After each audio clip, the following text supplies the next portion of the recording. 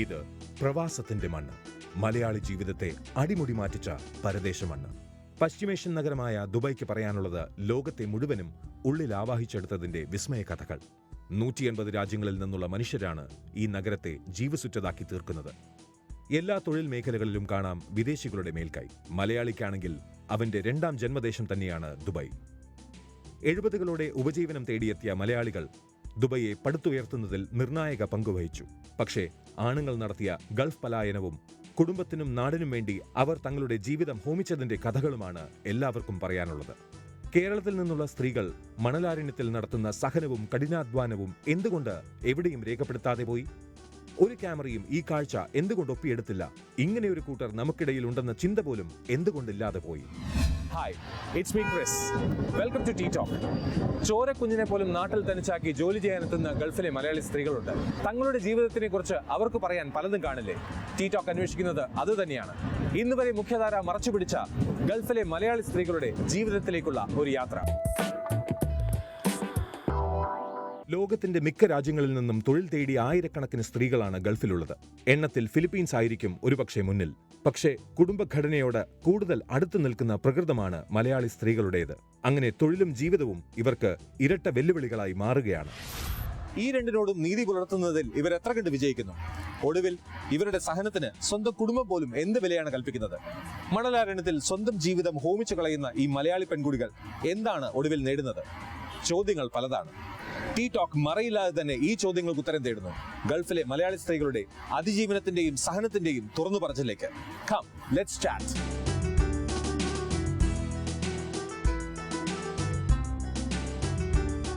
Tea ടോക്കിന്റെ ഈ എപ്പിസോഡിൽ നമ്മളോടൊപ്പം അനുഭവങ്ങളും വിചാരങ്ങളും പങ്കുവയ്ക്കുന്നത് പ്രീതി. 3 വർഷമായി ദുബായിലെ ഒരു സ്വകാര്യ സ്ഥാപനത്തിൽ ജോലി. സ്വദേശം പെരുമ്പാവൂർ. സുഹൃത്തുക്കൾക്കൊപ്പം ഇവിടെ ദുബായിൽ ഒറ്റയ്ക്ക് ജീവിക്കുന്നു. കഴിഞ്ഞ 10 വർഷമായി നാട്ടിലുള്ള കുടുംബം കഴിയുന്നത് പ്രീതിക്ക് ലഭിക്കുന്ന വരുമാനം കൊണ്ട്. തന്റെയും കുടുംബത്തിന്റെയും മെച്ചപ്പെട്ട ഒരു ജീവിതം ഇത് ലക്ഷ്യം വെച്ചാണ് മറ്റു പലരെയും പോലെ പ്രീതിയും ദുബായിലെത്തുന്നത്.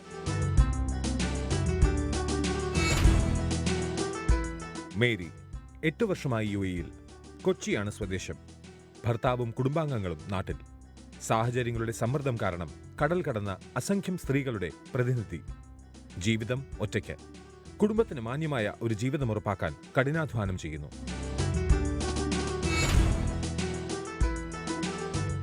സതിമണി 1.5 പതിറ്റാണ്ടായി UAE-യിൽ.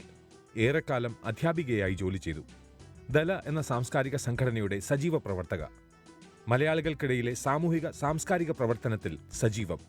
ഉള്ളുലയുന്ന അനുഭവങ്ങളുമായി ജീവിക്കുന്ന സഹജീവികൾക്ക് വേണ്ടി സമയം കണ്ടെത്തുന്നു.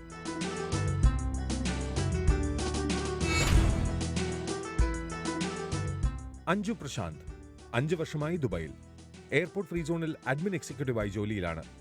തിരുവനന്തപുരം സ്വദേശിനി. ഭർത്താവും കുഞ്ഞുങ്ങളും അഞ്ജുവിനോടൊപ്പം ദുബായിലുണ്ട്. പ്രതികൂല സാഹചര്യങ്ങളോട് പൊരുതി തികഞ്ഞ ഇച്ഛാശക്തിയോടെയാണ് അഞ്ജു ഗൾഫിലെത്തുന്നത്. അച്ഛൻ ഉപേക്ഷിച്ചു പോയപ്പോൾ അമ്മയെയും സഹോദരങ്ങളും അടങ്ങിയ കുടുംബത്തെ ട്യൂഷൻ എടുത്തും സ്വകാര്യ ബാങ്കിൽ ജോലി ചെയ്തും പരിപാലിച്ചു. ഒടുവിൽ ഭർത്താവിനെ നാട്ടിൽ നിന്ന് കൊണ്ടുവന്ന് തൊഴിൽ കണ്ടെത്താൻ സഹായിച്ചു.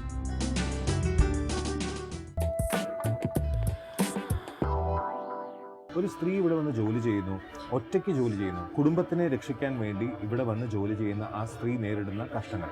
പൊതുവെ നാട്ടിൽ ഒരു ഭർത്താവിൻ്റെയോ അച്ഛൻ്റെയോ അല്ലെങ്കിൽ സഹോദരൻ്റെയോ സംരക്ഷണത്തിൽ ജീവിച്ച ഒരു സ്ത്രീ ഇവിടെ ഒറ്റയ്ക്ക് വന്ന് സ്വന്തമായ ഒരു പുതിയ ലോകത്ത്, അതും ഒരു മൾട്ടി കൾച്ചറൽ സൊസൈറ്റിയിലേക്ക് വരുന്ന സാമൂഹ്യ രംഗത്ത് പ്രവർത്തിക്കുന്ന രീതിയിൽ മാം കണ്ടിട്ടുള്ള പ്രശ്നങ്ങൾ എന്തൊക്കെയാണ്? എനിക്ക് തോന്നുന്നു ഒരു പ്രവാസി സ്ത്രീ എന്ന് മാത്രമല്ല, ലോകത്ത് ആകമാനമുള്ള സ്ത്രീകളുടെ ഒരു മുന്നേറ്റം നടക്കുന്നത് പ്രത്യേകിച്ചും മത്സരാധിഷ്ഠിതമായിട്ടുള്ള ഒരു തൊഴിൽ മേഖല, അതിസാങ്കേതികത്വത്തിൻ്റെതായിട്ടുള്ള ഒരു അറ്റ്മോസ്ഫിയർ, ഇതൊക്കെ ഉള്ളത് കൊണ്ട് തന്നെ വല്ലാത്തൊരു വെല്ലുവിളി നേരിടേണ്ടുന്ന ഒരു അവസ്ഥയുണ്ട്. അപ്പോൾ പ്രത്യേകിച്ചും ഇവിടെ വരുന്ന സ്ത്രീകളെ സംബന്ധിച്ച്, പ്രത്യേകിച്ചും ലോവർ ക്ലാസ്സിലുള്ള ആ ഒരു വിഭാഗത്തെ സംബന്ധിച്ച് അവർ ഏറ്റവും അടിത്തട്ടിൽ നിന്ന് തുടങ്ങി, അതായത് വീടുകളിൽ വീട്ടുവേല ചെയ്യുന്നവർ, ഇവിടെ ടാക്സി ഡ്രൈവേഴ്സായിട്ട് ജോലി ചെയ്യുന്നവരുണ്ട്, ബ്യൂട്ടി പാർലറുകളിൽ ജോലി ചെയ്യുന്നവരുണ്ട്, ഹോട്ടലുകളിൽ വെയിട്രസ്സായിട്ട്, റെസ്റ്റോറൻറ്റുകളിൽ ജോലി ചെയ്യുന്ന ഈ വിഭാഗങ്ങളാണ് ഏറ്റവും കൂടുതൽ എന്താ പറയുക എല്ലാ തരത്തിലുള്ള ഹരാസ്മെൻറ്റ്സും അബ്യൂസ്മെൻറ്റ്സും അതുപോലുള്ള മറ്റ് സെക്ഷുവലായിട്ടും സൈക്കോളജിക്കലായിട്ടും മെൻ്റലായിട്ടും ഒക്കെയുള്ള ഇതുകൾ നേരിടേണ്ടി വരുന്നത്. പക്ഷേ അവർ ജീവിതത്തിൻ്റെ ഒരു പച്ചപ്പിന് വേണ്ടിയിട്ട് നാട്ടിലുള്ള ബന്ധുക്കളെയും അല്ലെങ്കിൽ ചിലപ്പോൾ കുഞ്ഞുങ്ങളെ നാട്ടിലാക്കിയിട്ടായിരിക്കും, അമ്മമാർ ചിലപ്പോൾ ഒറ്റയ്ക്കായിരിക്കും വീട്ടിൽ. അങ്ങനെയുള്ള ഒരു സ്ത്രീയെ എനിക്ക് അടുത്തറിയാം. അത് അവരനുഭവിച്ചിട്ടുള്ള ഒരു ഫ്രസ്ട്രേഷൻ. അപ്പോൾ അവർക്ക് ഇത് പിടിച്ചു നിന്നേ പറ്റൂ, എന്തെങ്കിലും ഏൺ ചെയ്തേ പറ്റൂ എന്നുള്ളത് കൊണ്ട് അവരൊരു 90% അവർ സഹിക്കുകയാണ്. ചിലപ്പോൾ കള്ള് കേസുകളിൽ പെടുന്നുണ്ട്, ജയിലുകളിൽ പോകുന്നുണ്ട്. അങ്ങനെയുള്ളൊരു സ്ത്രീയെ ഞങ്ങൾ ജയിലിൽ പോയി സന്ദർശിക്കുകയൊക്കെ ഉണ്ടായി. അല്ല, അതിൽ മാം വളരെ ഒരു എക്സ്ട്രീം കേസ് ആയിട്ട് തന്നെ എടുക്കാം. പക്ഷെ ഒരു നല്ല salary, let's admin or accounts, ആ ഒരു മേഖലയിലേക്ക് വർക്ക് ചെയ്യുന്ന ഇവരുടെ experience would be a little different. കാരണം അവിടെ ഒരു സഹോദരനെ പോലെ സംരക്ഷിക്കുന്ന ഒരു കോ വർക്കർ, അങ്ങനത്തെ experiences do you have any one who is much better than a brother in your organization? ആരെങ്കിലും അങ്ങനെ സഹായിക്കാൻ വന്നിട്ടുണ്ട്? ഇവിടെ താമസിക്കുന്ന ഓരോ സ്ത്രീയും സ്വന്തം റെസ്പോൺസിബിലിറ്റി എല്ലാ കാര്യത്തിനും, അവരുടെ ഫുഡിൻ്റെ കാര്യത്തിന്, ജോലിയുടെ കാര്യത്തിന്, സ്വന്തം കുടുംബത്തിൻ്റെ കാര്യത്തിന് എല്ലാം തന്നെ അവൾ തന്നെ റെസ്പോൺസിബിലിറ്റി എടുക്കണം. തീർച്ചയായിട്ടും അങ്ങനെ ഒരാൾ ഹെൽപ്പ് ചെയ്യുമ്പോൾ നമ്മൾ 100% കെയർ ചെയ്തിട്ട് മാത്രമേ അവരെ അക്സെപ്റ്റ് ചെയ്യാൻ പറ്റുള്ളൂ. നമ്മൾ നാട്ടിലേക്ക് പണം അയക്കുന്നു, എല്ലാ മാസവും ഒരു നിശ്ചിത തുക നമ്മൾ നാട്ടിലേക്ക് അയച്ചിരിക്കണം എന്ന ആ ഒരു നിർബന്ധം, ഏതെങ്കിലും ഒരു ദിവസം നമുക്ക് എന്തെങ്കിലും ഒരു ആവശ്യം കൂടുതലുണ്ട് അല്ലെങ്കിൽ സുഖമില്ലാണ്ടായി എന്ന് വെച്ചിരിക്കും, നമ്മൾ ആ മാസം ചെലവ് കാരണം നാട്ടിലേക്ക് പണം അയക്കാൻ പറ്റാതാവുമ്പോൾ നാട്ടിലെ ശകാരം അത് ഇവിടെ നിന്ന് എങ്ങനെ ഫേസ് ചെയ്യാൻ പറ്റുന്നത്? കറണ്ട് സ്റ്റേജിലില്ല, പക്ഷെ നമ്മളിവിടെ വന്ന സമയത്ത് നമ്മൾ ഈ പറഞ്ഞതുപോലെ എക്സ്പെക്ട് ചെയ്ത് സാലറി ചിലപ്പോൾ കിട്ടിയിട്ടുണ്ടാവില്ല. സോ ആ ഒരു മിനിമം സാലറിയിൽ നിന്നിട്ട് കുറേ കാര്യങ്ങൾ ചെയ്യാനുണ്ട്. സോ എല്ലാം ബഡ്ജറ്റ് വെച്ചിട്ടാണ് ചെയ്യാം. ഈ പറഞ്ഞ പോലെ നമുക്ക് എനിക്ക് ചിലപ്പോൾ ഒരു ഹോസ്പിറ്റലിൽ ഇതാവാം, അങ്ങനെ എന്തെങ്കിലും വന്നു പോയി കഴിഞ്ഞ് കഴിഞ്ഞാൽ നമുക്ക് ചോയ്സ് ഇല്ല, നമ്മുടെ ആ എക്സ്പെൻസ് എടുത്തേ പറ്റുള്ളൂ. അപ്പോൾ ഇതെല്ലാം അഫക്റ്റ് ചെയ്യുന്ന നാട്ടിൽ തന്നെയാണ്. അപ്പോൾ ഇത് അയക്കുമ്പോൾ നാട്ടിലേക്ക് അതുപോലെ അവരും അതുപോലെ കുറേ ചെയ്യുന്നുണ്ടാകും കുറേ കാര്യങ്ങൾ. അപ്പോൾ നമുക്ക് കുറ്റം പറയാൻ പറ്റില്ല ശരിക്കും പറഞ്ഞു കഴിഞ്ഞാൽ. അപ്പോൾ എന്താ പറയുക, ഇല്ല, അതിലൊരു സംശയം വരുന്നത് മറ്റൊന്നുമല്ല, ഇപ്പൊ നാട്ടിലേക്ക് അയക്കുന്ന ഈ ഒരു പണം അത് ശരിയായ രീതിയിലാണോ ഉപയോഗിക്കുന്നത് ചോദിക്കാൻ പോലും അധികാരമില്ലാത്തൊരു സിറ്റുവേഷൻ തോന്നാറില്ല. അതെ, അത് ശരിയാണ്. കാരണം ഇപ്പൊ നമ്മൾ ഇവിടുന്ന് കാശ് അയക്കുന്നു, നമ്മുടെ നാട്ടിൽ നിന്ന് വരുമ്പോഴത്തേക്കും നാട്ടിലുള്ള ഇപ്പൊ നമ്മുടെ പാരന്റ്സ് അല്ലെങ്കിൽ നമ്മുടെ ബ്രദേഴ്സ് ചിന്തിക്കുന്നത് നാട്ടിലുള്ള മണിയാണ് കൺവേർട്ട് ചെയ്യുന്നത്. 40,000 50,000 salary, they are expecting that much salary.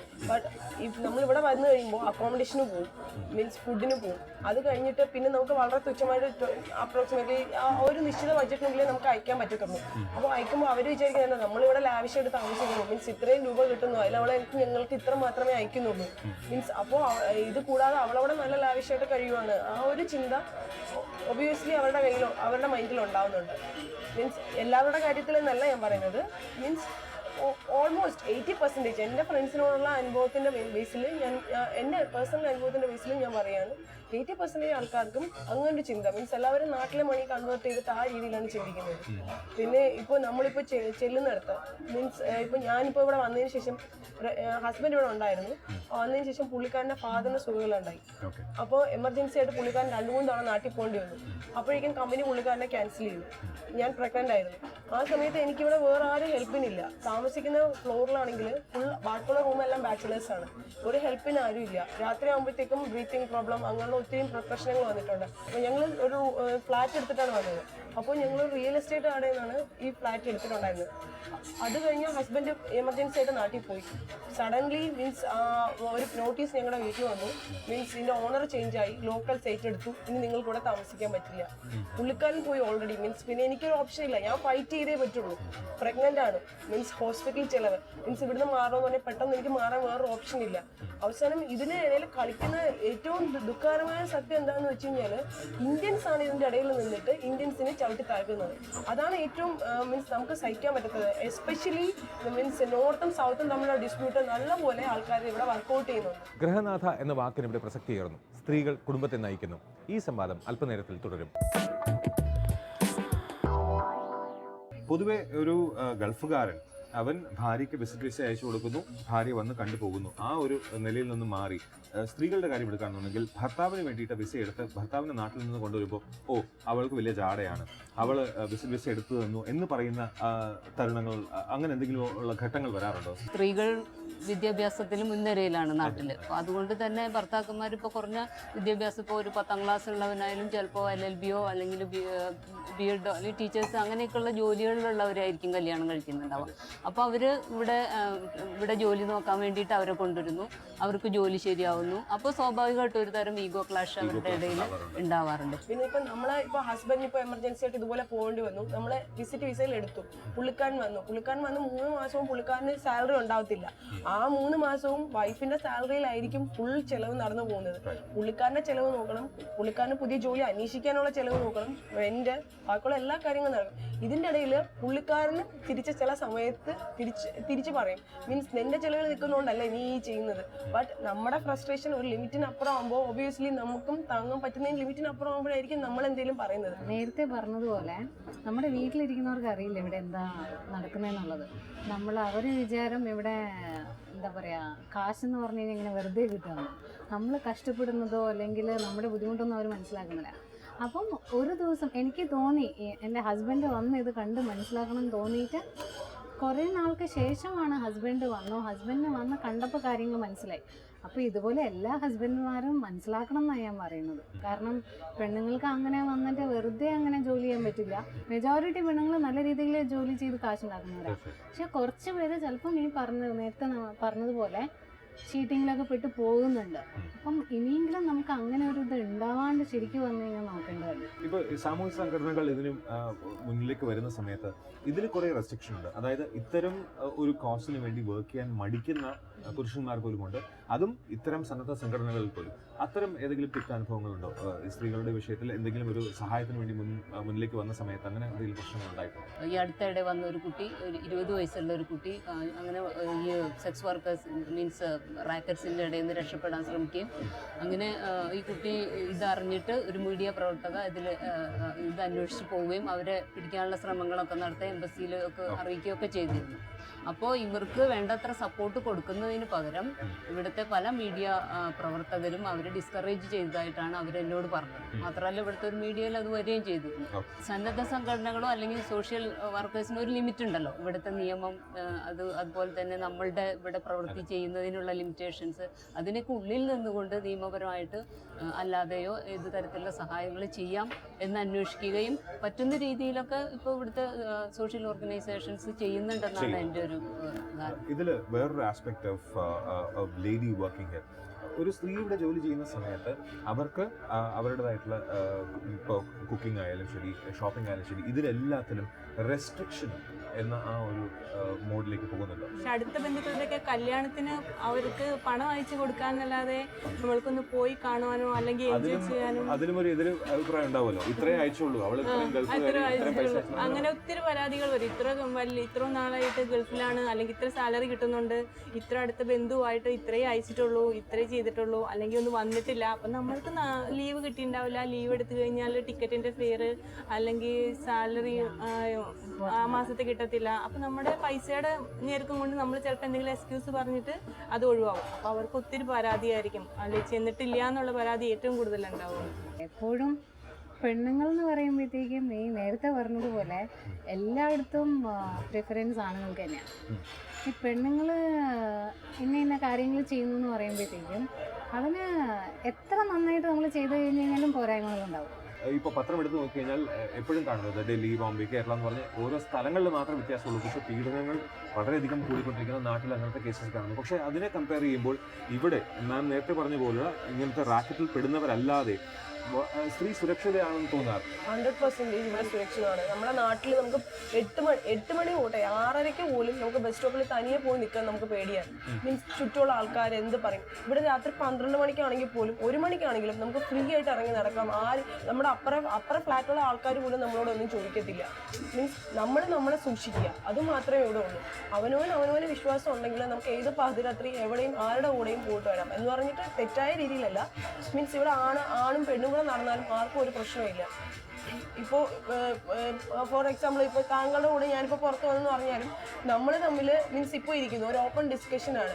ഇതിലിപ്പോൾ നാട്ടിലാണ് ഈ ഒരു സിറ്റുവേഷൻ എങ്കിൽ നാട്ടിലുള്ള ആൾക്കാർ എന്താ പറയുന്നത്, അവിടെ പോയിരിക്കുകയാണ്, എവിടെയാണെന്ന് അറിയത്തില്ല, വരട്ടെ, വരുന്ന സമയം കണ്ടോ. അല്ല, ആ ഒരു ആസ്പെക്ട് ഇവിടെ ഒറ്റയ്ക്ക് ജോലി ചെയ്യുന്ന സ്ത്രീകളെ കുറിച്ച് നാട്ടിൽ അവരുടെ കുടുംബക്കാർ തന്നെ പറയുന്നത് തെറ്റായിട്ടല്ലേ പറയും? ഇത് 100% സെക്യൂർ ആണെന്ന് എനിക്ക് തോന്നിയിട്ടില്ല. കാരണം പല സ്ത്രീകൾ അവരുടെ അനുഭവങ്ങൾ പറയുന്നത് കേട്ടിട്ടുണ്ട്. പ്രത്യേകിച്ചും ഈ നൈറ്റ് ഷിഫ്റ്റിലൊക്കെ ജോലി ചെയ്യേണ്ടി വരിക, അല്ലെങ്കിൽ ജോലി ചെയ്ത് കുറേ ലേറ്റായിട്ട് വരേണ്ട അവസ്ഥ വരിക, അങ്ങനെയൊക്കെ വരുമ്പോൾ റോട്ടിലൊക്കെ വരുമ്പോൾ പ്രത്യേകിച്ചും മലയാളികൾ തന്നെയായിരിക്കും കൂടുതൽ അവരോട് അസഭ്യങ്ങൾ പറയും, അല്ലെങ്കിൽ അവരെ കൂട്ടിക്കൊണ്ടു പോകാനുള്ള ശ്രമങ്ങൾ നടത്തുകയും നാട്ടിന് എവിടെയോ ഉണ്ടായ ഒരു മൂല്യച്യുതി അല്ലെങ്കിൽ ഒരു സംസ്കാരച്യുതി അത് ഇവിടെയും കാണുന്നുണ്ട്. മാനസികമായിട്ടൊരു നമ്മൾ പ്രത്യേകിച്ച് ഈ മൾട്ടി കൾച്ചറൽ എൻവയോൺമെന്റിൽ ജീവിക്കുന്നത് കൊണ്ട് തന്നെ മാനസികമായിട്ടുള്ളൊരു വളർച്ച മുന്നേറ്റം ഉണ്ടായിട്ടുണ്ടെങ്കിൽ തന്നെയും നമ്മളുടെ ഇപ്പോഴത്തെ ആ ഒരു ഫ്യൂഡൽ മെന്റാലിറ്റി ഇപ്പോഴും മാറിയിട്ടില്ല എന്നുള്ളത് തന്നെയാണ്. സ്ത്രീ അടങ്ങി ഒതുങ്ങിയിരിക്കേണ്ടവളാണ് തന്നെയുള്ള ഒരു മനോഭാവമുണ്ട്. ഇത് ഒരു പക്ഷേ ഈ ഒരു ടീറ്റോക്ക് കാണുന്ന നാട്ടിലെ ബന്ധുക്കാരും അവർ ഇവളെന്താ ഈ പറയുന്നത് എന്നൊരു ചോദ്യം നാളെ നിങ്ങൾക്ക് വരികയാണെന്നുണ്ടെങ്കിൽ എന്തായിരിക്കും അവർക്കുള്ളത്? എന്തായാലും തീർച്ചയായിട്ടും വരും. ബിക്കോസ് ഇങ്ങനെ സംസാരിക്കുമ്പോൾ നമ്മൾ തുറന്നു പറയുന്ന ചില വിഷയങ്ങൾ നാട്ടിൽ ഈ ടീറ്റോക്ക് കണ്ടതിന് ശേഷം അവർ നിങ്ങളെ വിളിച്ചിട്ട് ചോദിക്കുന്നത് ഇതായിരിക്കും, എന്ത് ധൈര്യത്തിലാണ് ഇങ്ങനെ പറഞ്ഞതെന്ന് ചോദിക്കും. അതിനെന്താണ് ഉത്തരവ്? ബിക്കോസ് അതാണ് ഇവിടെ സ്ത്രീ ഏറ്റവും കൂടുതൽ ഫേസ് ചെയ്യുന്ന ഒരു പ്രോബ്ലം. എന്ത് ധൈര്യത്തിലാണ് ഇങ്ങനെ സംസാരിക്കുന്നത്? ഇത് നഗ്ന സത്യങ്ങൾ മാത്രമാണ് നമ്മൾ പറഞ്ഞത്. ഓരോ സ്ത്രീയും ഇവിടെ ഫേസ് ചെയ്യുന്ന ഓരോ സത്യങ്ങൾ മാത്രമാണ്. അത് നമ്മൾ തുറന്നു പറഞ്ഞു അത്ര തന്നെയുള്ളൂ. അതിന് അവർക്ക് നേരിട്ട് നമുക്ക് പറയാൻ പറ്റാത്ത കാര്യങ്ങൾ അറ്റ്ലീസ്റ്റ് നമ്മൾ ഇങ്ങനെ പറഞ്ഞു. അപ്പം മേ ബി ചിലപ്പോൾ നമ്മുടെ ഫാമിലിയിൽ അത്രയും പ്രശ്നങ്ങൾ ഉണ്ടാവില്ലായിരിക്കും, പക്ഷേ ഇതുപോലെ പ്രശ്നങ്ങളിൽ ഒരുപാട് ലേഡീസ് ഇവിടെ വർക്ക് ചെയ്യുന്നുണ്ടാവും. അറ്റ്ലീസ്റ്റ് അവരുടെ ഫാമിലിയെങ്കിലും ഇത് മനസ്സിലാക്കണം, ഇതാണ് സത്യം എന്നുള്ളത്. അറ്റ്ലീസ്റ്റ് ആ ഒരു മെസ്സേജ് ഞങ്ങൾക്ക് കൺവേ ചെയ്യാൻ പറ്റുമെന്ന് തോന്നുന്നു. ഇവിടെയുള്ള മറ്റു സ്ത്രീകൾ നിങ്ങൾക്ക് ഫാമിലിയുടെ സപ്പോർട്ട് ലഭിക്കുന്നു. അതായത് നിങ്ങളിപ്പോൾ എല്ലാവരും പറഞ്ഞു, അങ്ങനെയൊന്നും അവർ വിചാരിക്കില്ല, അവരുടെ അടുത്ത് പറയാനുള്ളൊരു വിഷയം ഞങ്ങൾ പറഞ്ഞു. പക്ഷേ ഇങ്ങനെ പോലും പറയാൻ പറ്റാതെ കഷ്ടപ്പെടുന്ന സ്ത്രീകൾ ഇത് കണ്ടുകൊണ്ടിരിക്കുകയാണ്, ഈ സമയത്ത് ഇവിടെ ജീവിച്ചുകൊണ്ടിരിക്കുകയാണ്. അതൊരു ഇതിനേക്കാൾ വലിയൊരു സത്യമാണ്. ആ സ്ത്രീകളോട് എന്താണ് പറയാനുള്ളത്? അവരോട് പറയാനുള്ളത് ഇനിയെങ്കിലും അവർ പുറത്തേക്ക് വരണം. ഇനി അങ്ങനെ പേടിച്ചിരിക്കേണ്ട ആവശ്യമില്ല. പക്ഷെ നമ്മളിവിടെ കഷ്ടപ്പെട്ട് ജോലി ചെയ്തിട്ടാണ് കാശ് ഉണ്ടാക്കുന്നത്. ആ കാശ് ഉപയോഗിക്കുന്നവരോട് നമുക്ക് പറയാനുള്ള ധൈര്യം വേണം. ഞങ്ങളിത് ഇങ്ങനെ കഷ്ടപ്പെട്ടുണ്ടാക്കിയ കാശാണ്, ഞങ്ങൾക്ക് ഇങ്ങനെയൊക്കെ ബുദ്ധിമുട്ടുകളുണ്ട്. അത് പറയാതിരുന്നു കഴിഞ്ഞാൽ തീർച്ചയായിട്ടും ആരും അറിയില്ല. So they have to open up. നാട്ടിലുള്ള ഒത്തിരി ഫാമിലീസ് ഉണ്ട്. നാട്ടിലുള്ള ഒത്തിരി ഫാമിലീസ് അവർ നമ്മളെ സപ്പോർട്ട് ചെയ്യത്തില്ല. ഒത്തിരി എൻ്റെ ഫ്രണ്ട്സിനൊക്കെ എനിക്കറിയാം. അവർ ഇവിടെ തനിയെ ഒറ്റപ്പെടലിൻ്റെ ദുബായ് എന്ന് പറഞ്ഞാൽ ഒത്തിരി സ്ത്രീകൾ കണ്ണീര് കുടിച്ചിട്ടുണ്ടെന്ന് എനിക്ക് തോന്നി. ഒറ്റപ്പെടൽ, രാവിലെ ജോലിക്ക് പോയി വൈകുന്നേരം അക്കോമഡേഷൻ വന്ന് ഫുഡ് ഉണ്ടാക്കി കിടന്നുറങ്ങി ആ സാലറി ടൈമിന് മാത്രം വീട്ടിൽ നിന്ന് വിളിക്കുകയും പിന്നെ ആവശ്യമില്ലാത്ത പ്രശ്നങ്ങൾ നാട്ടിൽ നിന്ന് തന്നെ അവർക്ക് ഉണ്ടാക്കി കൊടുക്കും. ഇവിടെ ഒത്തിരി പ്രഷറുണ്ട്, ജോലിയുടെ പ്രഷർ അല്ലെങ്കിൽ തന്നെ അതിൻ്റെ വിഷമം ഒക്കെ ഉണ്ട്. അതിൻ്റെ കൂടെ നാട്ടിലെ ഫാമിലിയിൽ ഉള്ള സപ്പോർട്ടും കൂടെ അവർക്ക് ഉണ്ടാവത്തില്ല. അങ്ങനെയുള്ള ഒത്തിരി സ്ത്രീകളുണ്ട്. എൻ്റെ ഫ്രണ്ട്സിനൊക്കെ എനിക്കറിയാം. അവർ തീർത്തും വീട്ടിൽ വിളിച്ച് പറയാൻ പറ്റില്ല അവർക്ക്. നമ്മൾ ഫ്രണ്ട്സിൻ്റെ ഇടയ്ക്ക് വന്നിട്ട് നമ്മളോട് പറഞ്ഞ് കരയും. ഇപ്പോൾ സാലറി ടൈമിൽ മാത്രമേ വീട്ടിൽ നിന്ന് വിളിച്ചിട്ടുള്ളൂ, അല്ലെങ്കിൽ അവർക്ക് ഞാനിവിടെ അസുഖമാണെന്ന് അങ്ങനെ പറഞ്ഞാൽ പോലും ഒന്ന് തിരിച്ച് എങ്ങനെയുണ്ട് എന്ന് ചോദിക്കാൻ അവർക്കുള്ള മനസ്സില്ല. അവർക്ക് പൈസ, ശരിക്കും പറഞ്ഞാൽ പല സ്ത്രീകളും കറവ പശുവിൻ്റെ ആ ഒരു രീതിയിലാണ് നാട്ടിലുള്ളവർക്ക്. ഒരു ചോദ്യം ചോദിച്ചോട്ടെ. ഇപ്പോൾ നിങ്ങൾ പറഞ്ഞ ആ ഒരു ആസ്പെക്ട് തന്നെ കറവ പശു എന്ന് പറയുന്നത് സ്വയം തീരുമാനിച്ച് കറവ പശു ആയതാണ്. അവർക്ക് സിറ്റുവേഷൻ അവരെ കൊണ്ട് ആക്കുന്നതാണ്. അവർക്ക് ഒരു നാട്ടിൽ ഇവിടെ നിൽക്കാതെ ഒരു നിവൃത്തിയില്ല. അപ്പോൾ അവർക്ക് ഇവിടെ നിന്ന് ജോലി ചെയ്ത് തന്നെ പറ്റുള്ളൂ. അവർക്കുടെ ബഡ്ജറ്റിൽ നിന്നുകൊണ്ട് അവർക്ക് സേവ് ചെയ്യാൻ പറ്റില്ല. നാട്ടിൽ നിന്ന് വിളിച്ച് ചോദിച്ച് ആ എമൗണ്ട് അവർക്ക് അയച്ചു കൊടുത്തിട്ടില്ലെങ്കിൽ ആ സമാധാനം കൂടെ പോകും. അങ്ങനെ അവർക്ക് വേണ്ടിയിട്ടാണ് സ്വയം ജീവിതം കളയുക നാട്ടിലുള്ള ഒരാളും വിചാരിക്കില്ല. ഇവിടെ നിൽക്കുന്ന ഓരോ സ്ത്രീയും അധ്വാനിക്കുന്നത് അവരുടെ നല്ലൊരു ജീവിതത്തിൻ്റെ ഭാഗം നഷ്ടപ്പെടുത്തിക്കൊണ്ടാണ്. അതും നാട്ടിലുള്ള ഫാമിലിക്ക് വേണ്ടിയിട്ടാണെന്ന് എല്ലാവരും ഞാൻ പറയുന്നില്ല, പല ഫാമിലിയും മനസ്സിലാക്കുന്നില്ല അവർ. സതിമാൻ, കുട്ടികളെ തിരിഞ്ഞു നിൽക്കുന്ന അമ്മമാർ, അതും ഇവിടെ ഒരു വലിയൊരു സത്യമാണ്. അതായത് അതെ, അങ്ങനത്തെ കേസസ് വരാറുണ്ടോ? അത് സഹായത്തിനായിട്ട്, അതായത് അവർ കഷ്ടപ്പെടുന്ന കഷ്ടതകൾ ഇതിനേക്കാളും ഒരുപക്ഷെ കൂടുതലായിരിക്കും. അതായത് ഭർത്താവിനെ പിരിഞ്ഞിരിക്കുക, അതൊന്ന്, കുട്ടിയെ പിരിഞ്ഞിരിക്കുക അത് മറ്റൊന്ന് അതും ഒരു ഡിവോഴ്സ് കഴിഞ്ഞ് കഴിഞ്ഞാൽ അച്ഛൻ്റെ അമ്മയുടെ അടുത്ത് മക്കളെ വിട്ടിട്ട് ഇവിടെ വന്ന് ആ മക്കളെ പഠിപ്പിക്കാൻ വേണ്ടി മാത്രം ജീവിക്കുന്ന സ്ത്രീകൾ ഇവിടെ ഉണ്ടാവാറുണ്ട്. അങ്ങനത്തെ അനുഭവങ്ങൾ അങ്ങനത്തെ സ്ത്രീകൾ ധാരാളം ഉണ്ട് ഇവിടെ. പിന്നെ ഇത് ഈ പറഞ്ഞതുപോലെ നമുക്ക് മലയാളി സ്ത്രീകളെ സംബന്ധിച്ച് വിദ്യാഭ്യാസം എപ്പോഴും ഒരു മുൻപന്തിയിൽ നിൽക്കുന്നു. അപ്പോൾ അതുകൊണ്ട് തന്നെ ദുരഭിമാനം കുറച്ച് കൂടുതലാണ്. ഇത് അവരുടെ പ്രശ്നങ്ങൾ ഷെയർ ചെയ്യാനുള്ള ഒരു ബുദ്ധിമുട്ട്. അത് പറഞ്ഞു കഴിഞ്ഞാൽ അത് എത്ര കണ്ട് ഒന്നുകിൽ അവർ എത്ര കണ്ട് മറ്റുള്ളവർ അത് കണക്കിലെടുക്കുന്നു, ഏത് രീതിയിൽ കാണുന്നു. ഇത് ഞാൻ വളരെയധികം എൻ്റെ ഫ്രണ്ട് സർക്കിളുകളിൽ നിന്ന് തന്നെ ഞാൻ അറിഞ്ഞിട്ടുണ്ട്. പക്ഷെ പിന്നീട് വരുമ്പോഴേക്കും വളരെ തീവ്രമായ അനുഭവങ്ങളിലൂടെ പോകുന്നവരായിരിക്കും. ഒറ്റപ്പെടലിന്റെ ആ ഒരു കാര്യം തന്നെ ചോദിക്കട്ടെ, നിങ്ങൾ 3 പേരും എപ്പോഴെങ്കിലും ഒരു ഘട്ടത്തിലെങ്കിലും തീവ്രമായ ഒറ്റപ്പെടൽ നേരിടേണ്ടി വന്ന ആൾക്കാരാണ്. എങ്ങനെയാണ് അത് നേരിട്ടത്? ഒരുപക്ഷെ ഇതൊരു പാഠമായിരിക്കാം ബാക്കിയുള്ളവർ. ആ സമയത്ത് മീൻസ് വിൽ പവർ അത് മാത്രമേ നമുക്ക് നമ്മുടെ കൂടെ എപ്പോഴും ഉണ്ടാവത്തുള്ളൂ. മീൻസ് ആ സമയത്ത് നമ്മളെ സ്വയം ബാക്കിലോട്ട് ആവാൻ പാടില്ല. മീൻസ് നമ്മുടെ മാനസികപരമായി നമ്മൾ വിചാരിക്കണം നമ്മളിലൂടെ മാത്രമേ നമ്മളെ മാത്രമേ നമുക്ക് ശക്തിപ്പെടുത്താൻ പറ്റുള്ളൂ. നമുക്ക് വേറെ ആരും ബാക്കപ്പിനില്ല. നാട്ടിലാണെങ്കിൽ നമ്മൾ വിചാരിക്കും അച്ഛനുണ്ട്, അമ്മയുണ്ട്, ആങ്ങളെയുണ്ട്, അങ്ങനെ ചെയ്യുന്നത്. ഇവിടെ നമുക്ക് ആരും ബാക്കപ്പിനില്ല. നമ്മൾ സ്വയം നമ്മുടെ ഫാമിലിയെ നമ്മൾ സപ്പോർട്ട് ചെയ്യുക. മീൻസ് ഫോർ എക്സാമ്പിൾ ഇപ്പോൾ എന്തെങ്കിലും ഒരു പ്രശ്നം വന്നു. ഇപ്പോൾ എൻ്റെ ഹസ്ബൻഡ് ഫാദർ മരിച്ച സമയത്ത് മീൻസ് പുള്ളിക്കാരൻ 4-5 തവണ നാട്ടിലോട്ട് പോകേണ്ടി വന്നു. ആ സമയത്ത് ക്യാഷിന് പ്രോബ്ലം ഉണ്ട്. എനിക്ക് പുള്ളിക്കാരൻ്റെ അച്ഛനെ കാണണമെന്ന് അമിതമായ ആഗ്രഹമുണ്ട്. പക്ഷെ ഞാൻ കൂടെ പോയി കഴിഞ്ഞാൽ പിന്നെ അവിടുത്തെ ചെലവിനുള്ള കാശിന് ബുദ്ധിമുട്ട് വരും. അത് സംസാരം വേറെയാവും. പക്ഷെ ആ സിറ്റുവേഷൻ എൻ്റെ മീൻസ് ഫാദറിലോയും അവരുടെ വീട്ടുകാരും മനസ്സിലാക്കി. മീൻസ് അവർ പറഞ്ഞു ഓക്കെ ഈ സമയത്ത് ഇപ്പം വന്നില്ലെങ്കിലും പ്രോബ്ലം ഇല്ല, ഞങ്ങൾക്ക് മനസ്സിലാവും എന്നുള്ളത് മനസ്സിലാക്കി. പക്ഷെ എല്ലാ വീട്ടുകാരും ഇതുപോലെ മനസ്സിലാക്കണമെന്നില്ല. ആ സമയത്ത് ഞാൻ അറ്റ്ലീസ്റ്റ് ഞാനെങ്കിലും ഇവിടെ ഉള്ളത് കൊണ്ട് ഫാദറിന് ക്യാൻസർ ആയിട്ടാണ് മരിച്ചത്.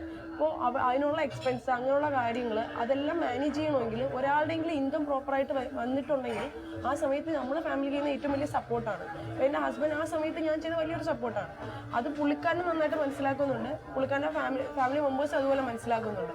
ബട്ട് എല്ലാ ഫാമിലീസും ഇതുപോലെ മനസ്സിലാക്കി ഇരുന്നെങ്കിൽ എല്ലാവരുടെ വീട്ടിലും പ്രശ്നങ്ങൾ മാറിയേനെ. സ്വയം നിങ്ങൾ ഉണർന്ന് സ്വന്തമായിട്ടുള്ള കഴിവുകൾ തിരിച്ചറിയുക. നമ്മൾ മീൻസ് ബാക്കിയുള്ളവർക്ക് വേണ്ടിയിട്ട് നമ്മൾ ജീവിക്കുന്നതിന് പകരം നമുക്ക് വേണ്ടിയും കൂടി ഒരല്പം ജീവിക്കുക. ബാക്കിയുള്ളവർക്ക് വേണ്ടിയും ജീവിക്കുക. അറ്റ്ലീസ്റ്റ് നമുക്ക് വേണ്ടിയിട്ടെങ്കിലും ഒരു 10% മാറ്റി വെക്കുക. അങ്ങനെ എപ്പോഴെങ്കിലും ബാക്കിയുള്ളവർക്ക് വേണ്ടി ജീവിക്കാണെന്ന് തോന്നിയിട്ടുണ്ടോ? ഇപ്പം മാറ്റിയെടുത്തു. ഇതുപോലെ കുറേ ഒരു അഡ്വൈസ് ചെയ്ത് ആ ഒരു ചിന്ത മാറ്റിയെടുത്തു. ബിക്കോസ് ഞാൻ കംപ്ലീറ്റ്ലി ഡെഡിക്കേറ്റഡ് ടു ഫാമിലി ആയിരുന്നു. മീൻസ് അവർക്ക് വേണ്ടി ജീവിക്കുക എന്നുള്ളൊരു തോന്നലായിരുന്നു ഇത്രയും നാൾ. പക്ഷെ ഇപ്പം സ്വയം ജീവിക്കാൻ തോന്നുന്നുണ്ട്. ഇതുപോലെയുള്ള എല്ലാവരും അത് മനസ്സിലാക്കണം. അവർക്ക് വേണ്ടിയിട്ട് ജീവിച്ചേ മതിയാവുള്ളൂ. Because end of the day നമുക്ക് ആരും ഉണ്ടാവില്ല, നമുക്ക് നമ്മൾ മാത്രം സ്വന്തം. കാശുള്ള സമയത്ത് നമുക്ക് നിറയെ ആൾക്കാരുണ്ടാവും. അതില്ലാത്ത ഒരു സമയം വരുമ്പോൾ ആരും തിരിഞ്ഞു നോക്കില്ല. അപ്പോൾ എപ്പോഴും നമ്മളെക്കുറിച്ചൊരു വിചാരം വേണം. നമുക്കുള്ള സേവിങ്സ് തീർച്ചയായിട്ടും മാറ്റി വയ്ക്കണം. വീട്ടിൽ അയക്കുമ്പോൾ പോലും നമ്മുടെ സേവിങ്സ് എപ്പോഴും നമുക്ക് വേണ്ടിയിട്ട് മാറ്റി വയ്ക്കണം. ഇല്ലെങ്കിൽ തീർച്ചയായിട്ടും നമ്മൾ ഡിസപ്പോയിൻ്റ്. തിരിച്ചു പോകുമ്പോൾ നമുക്കൊന്നും ഉണ്ടാവില്ല. തിരിച്ചു പോകുന്നതിൻ്റെ കാര്യം പറഞ്ഞതിനോടൊപ്പം തന്നെ ഇവിടെ വന്ന് ജോലി ചെയ്ത് കുടുംബത്തിനെ സംരക്ഷിച്ച് ഒരു ഘട്ടം കഴിഞ്ഞ് ഈ ഏകാന്തതയും ഈ ജോലിയുടെ ഭാരവും ഇതെല്ലാം കഴിഞ്ഞ് ഒരു ലെവൽ കഴിയുമ്പോൾ ഇനി എന്തിനാണ് ഞാൻ നാട്ടിൽ പോകുന്നത് എന്ന് തോന്നാറുണ്ട്. ഇവിടെ നമുക്ക് ഒറ്റയ്ക്ക് ജീവിക്കാം, ഒരു പ്രശ്നമില്ല. നാട്ടിൽ നമുക്ക് ഒരിക്കലും ഒറ്റയ്ക്ക് ജീവിക്കാൻ പറ്റില്ല.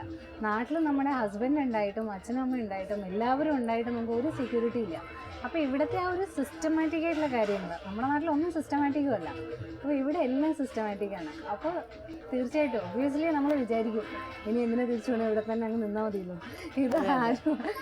ശരിയാണ്. ഒരു സിവിൽ സമൂഹത്തിൻ്റെതായ കുറേ നല്ല മൂല്യങ്ങൾ നമുക്ക് ഇവിടെ നിന്ന് കിട്ടുന്നുണ്ട്. ഒരു ഡിസിപ്ലിൻ്റെതായിട്ടുള്ള ഒരു വളരെ സിസ്റ്റമാറ്റിക് ഈ പറഞ്ഞതുപോലുള്ള ചില ഇതുകൾ, ഒരു ഹൈജീനിക് സെൻസ്, ഇതൊക്കെ നമുക്ക് ഇവിടെ നിന്ന് നമ്മൾ ആർജിച്ചെടുക്കുന്ന ചില നല്ല മൂല്യങ്ങളുണ്ട്. അതോടൊപ്പം തന്നെ ഈ പറഞ്ഞ പോലെ ആധുനികതയുടേതായ എല്ലാ നിറങ്ങളും ചായങ്ങളും നമ്മുടെ മുഖത്ത് തേക്കുമ്പോഴും അല്ലെങ്കിൽ അതിങ്ങനെ ഫിറ്റ് ചെയ്യുമ്പോഴും ഒരു സങ്കടക്കടൽ ആയിട്ട് നടക്കുന്നവരാണ് ഇവിടുത്തെ ഭൂരിഭാഗം മലയാളികളും, വനിതകളും പുരുഷന്മാരുമാണ്. ഒരു എപ്പോൾ വേണമെങ്കിലും പൊട്ടിത്തെറിക്കാവുന്ന ഒരു തീഗോളം പോലെ അവർ മനസ്സുകൊണ്ട് നടക്കുന്നവരാണെന്നാണ് എൻ്റെ ഒരു അനുഭവം. ഇവിടെ ഞാൻ കണ്ടുമുട്ടുന്ന മനുഷ്യരും സ്ത്രീകളായിക്കോട്ടെ, കുട്ടികൾക്ക് വേറൊരു തരത്തിലുള്ള പ്രഷർ അവർ അതിലൂടെ പോകുന്നുണ്ട്. മാത്രമല്ല ഒരു കൾച്ചറൽ ക്രൈസിസ് അല്ലെങ്കിൽ എന്താ നമ്മൾ പറയാം, ഒരു സംസ്കാരത്തിൻ്റെ ഒരു പ്രതിസന്ധി, സാംസ്കാരിക പ്രതിസന്ധി എന്ന് പറയുന്ന ഒരു അവസ്ഥയിലൂടെ കടന്നു പോകുന്നുണ്ട്. അത് അമ്മമാർ എങ്ങനെ കുട്ടികളെ വളർത്തണം, ഏത് രീതിയിൽ നമ്മളുടെ പാരമ്പര്യം കൊടുക്കണോ, നമ്മുടെ സാംസ്കാരിക മൂല്യങ്ങളാണോ കൊടുക്കേണ്ടത്, അതോ ഒരു മിക്സഡ് ആയിട്ടുള്ള ഈ കൾച്ചറാണ്, അതിലേത് തിരഞ്ഞെടുക്കണം, ഏത് പഠിപ്പിക്കണം കുട്ടികളെ, ഏത് വഴിക്ക് നയിക്കണം എന്നതിൻ്റെ വലിയൊരു പ്രതിസന്ധി, ഒരു കോംപ്ലക്സിറ്റി അത് ഇവിടുത്തെ അമ്മമാർ വല്ലാതെ ഫേസ് ചെയ്യുന്ന ഒരു ഘടകമാണ്. ഇപ്പോൾ ദുബായ് ഷെയ്ഖ് മുഹമ്മദിൻ്റെ നല്ല മനസ്സുകൊണ്ട് ആൾക്കിടെ ലോ അനുസരിച്ച് ദുബായിൽ ഏറ്റവും സ്ത്രീക്കാണ് എപ്പോഴും മുൻഗണന. ഇപ്പം നമ്മൾക്ക് പാതിരാത്രി 12 മണിക്ക് പോലും ഒരു പോലീസ് സ്റ്റേഷനിൽ കയറി പോകാൻ നമുക്ക് ഒരു പേടിയില്ല, കാരണം നമുക്ക് അവിടുത്തെ നീതി ലഭിക്കും. അതുപോലെ തന്നെ യാത്ര ചെയ്യാനോ പർച്ചേസിന് ഇറങ്ങാനോ ഒന്നുമില്ല. നാട്ടിൽ 6 മണി കഴിഞ്ഞ് കഴിഞ്ഞാൽ നമ്മുടെ കൂടെ ആരുണ്ടെങ്കിൽ പോലും പുറത്തിറങ്ങിയ ചീത്തപ്പേര് വേറെ, അതിനൊപ്പം തന്നെ നമ്മൾ സുരക്ഷിതമല്ല. ഇവിടെ നമുക്ക് തനിയെ എവിടെ വേണമെങ്കിലും പോവാം, അത്ര സുരക്ഷിതമാണ് ഇവിടെ. അതുകൊണ്ട് നമ്മളെപ്പോഴും വിചാരിക്കും നാട്ടിനേക്കാൾ ഏറ്റവും ബെറ്റർ സ്ത്രീ എപ്പോഴും സുരക്ഷിതം ദുബായിൽ തന്നെയാണ് കൂടുതൽ. ഇപ്പോൾ നമ്മളിപ്പോൾ ഒരു മാസത്തെ ലീവിന് നാട്ടിൽ പോയിട്ട് നമ്മളിപ്പോൾ ചെന്നതിൻ്റെ അന്ന് എന്തായാലും നല്ല ക്ഷീണം ഉണ്ടാവും. നമ്മളൊന്ന് ജസ്റ്റ് ഒന്ന് കിടക്കുകയാണെന്ന് വിചാരിക്കുക. ആ സമയത്ത് ആരെങ്കിലും ബന്ധുക്കൾ കയറി വരുമ്പോൾ നമ്മൾ ആ ക്ഷീണം കൊണ്ട് നമുക്ക് എഴുന്നേക്കാൻ പറ്റാതിരിക്കും. ചിലപ്പോൾ നമ്മൾ നല്ല മൂടാണെങ്കിൽ നമ്മൾ എഴുന്നേറ്റ് വരും, നമുക്ക് എഴുന്നേക്കാൻ പറ്റുന്നതാണെങ്കിൽ. കാരണം നൈറ്റ് ഫ്ലൈറ്റ് ആയിരിക്കും, നമ്മൾ തലേ ദിവസമേ അതിനുള്ള ഷോപ്പിംഗ്, രാത്രി ഉറക്കമില്ലായ്മ അതെല്ലാം കഴിഞ്ഞിട്ടായിരിക്കും നമ്മൾ വീട്ടിൽ ചെല്ലുന്നത്. അറ്റ്ലീസ്റ്റ് നമ്മുടെ നാട്ടിൽ നമ്മുടെ ബെഡിൽ ഒരു മണിക്കൂറെങ്കിലും സമാധാനമായിട്ട് കിടക്കാമെന്ന് വിചാരിക്കുമ്പോഴേക്കും ഈ ബന്ധുക്കളുടെ പ്രവാഹം തുടങ്ങും. അപ്പോൾ നമ്മൾ അവരുടെ മുഖത്ത് നോക്കിയിട്ട് മീൻസ് ഭയങ്കര ഫ്രീ ആയിട്ട് സംസാരിച്ചിട്ടില്ല എന്നുണ്ടെങ്കിൽ ആ ഗൾഫിൽ നിന്ന് വന്നതാണ്, ഓക്കെ അവൾ ഭയങ്കര കാശുകാരായി, ഇനി നമ്മളെ ഒന്നും മൈൻഡ് ചെയ്യത്തില്ല, ഓക്കെ. അത് ഒരു വർഷം. അത് കഴിഞ്ഞിട്ട് നമ്മളിപ്പോൾ അറ്റ്ലീസ്റ്റ് ഏതെങ്കിലും ഒരു ബന്ധുക്കളുടെ അടുത്ത് പോവാണ്, ഒരു ബന്ധുവിൻ്റെ അടുത്ത് പോകുമ്പോൾ അടുത്ത ആൾ പറയും മീൻസ് ഞങ്ങളുടെ അടുത്ത് വന്നിട്ടില്ല, അപ്പോൾ അവൾക്കിപ്പോൾ അവളുടെ ലെവലിലുള്ള ആൾക്കാരുടെ മാത്രമേ അവർ സംസാരിക്കത്തുള്ളൂ, ഞങ്ങളോട് വേണ്ടല്ല. ഇത് പുരുഷന്മാർക്കും സെയിം എല്ലാവർക്കും ഉള്ളതാണ്. അത് നാട്ടിൽ പോയി കഴിഞ്ഞ് കഴിഞ്ഞാൽ പിന്നെ നമുക്ക് ഇൻകം ഇല്ല എന്ന് കണ്ടു കഴിഞ്ഞ് കഴിഞ്ഞാൽ പിന്നെ ആരും മൈൻഡ്, ഈവൻ നമ്മുടെ വീട്ടിലുള്ളവർ പോലും ഒത്തിരി നാള് ബിസിനസ് ചെയ്യൊന്നും വേണ്ട, ഈവൻ 1 മന്ത് നിന്നാൽ മതി. നമ്മൾ ഇവിടുന്ന് പൈസയൊക്കെ അയച്ചു കൊടുത്തു, കുറച്ച് പൈസ കൊണ്ട് നാട്ടിലേക്ക് ചെല്ലുമ്പോൾ 1 മാസം കൊണ്ട് എന്തായാലും എല്ലാവർക്കും ലാഭിഷം അനുസരിച്ച് പൈസ തീർന്നിട്ടുണ്ടാവും. പിന്നെ നാട്ടിലുള്ളവരും വീട്ടിലുള്ളവരൊക്കെ ചോദിക്കും, നീ എന്നാ ലീവ് തീരുന്നേ, എന്നാണ് തിരിച്ചു അവർ ചോദ്യം വരെ വരും. നമ്മൾ എത്ര ആകാംക്ഷയോടെ ആ നാട്ടിലേക്ക് ചെല്ലണേ, അപ്പോഴത്തേക്കും ചോദിക്കുന്ന ചോദ്യം എപ്പോഴാ തിരിച്ചു പോകണേ. എന്തായാലും സതി മാം പറഞ്ഞ ആ ഒരു സങ്കടക്കടലിൽ ജീവിക്കുന്ന സ്ത്രീകൾ ഒരുപക്ഷെ ഈ കടൽ താണ്ടി വന്ന് ജീവിക്കുന്നതിൽ എവിടെയോ ഒരു സുരക്ഷിതത്വം, ഈ ഏകാന്തതയിൽ എവിടെയോ ഒരു സുഖം, എവിടെയോ ഒരു സമാധാനം, ഇത് ടീ ടോക്കിലൂടെ ജനങ്ങളിലേക്ക് എത്തിക്കുന്നത് കാരണം മറ്റൊന്നുമല്ല, ധൈര്യം അത് മാത്രമാണ് സ്ത്രീക്ക് എന്നും ഇവിടെ സുരക്ഷ നൽകുന്നത്. അതിനോടൊപ്പം പ്രവർത്തിക്കാനും മുന്നോട്ട് പോകാനും കാര്യങ്ങൾ നേടിയെടുക്കാനും കുടുംബത്തെ സംരക്ഷിക്കാനും പ്രവർത്തിക്കുന്ന ഓരോ സ്ത്രീകൾക്കും അഭിവാദ്യങ്ങൾ അർപ്പിക്കുന്നു. എല്ലാവർക്കും ആശംസകൾ അർപ്പിക്കുന്നു. ടീ ടോക്കിൽ ഞാൻ നിങ്ങളോടൊപ്പം.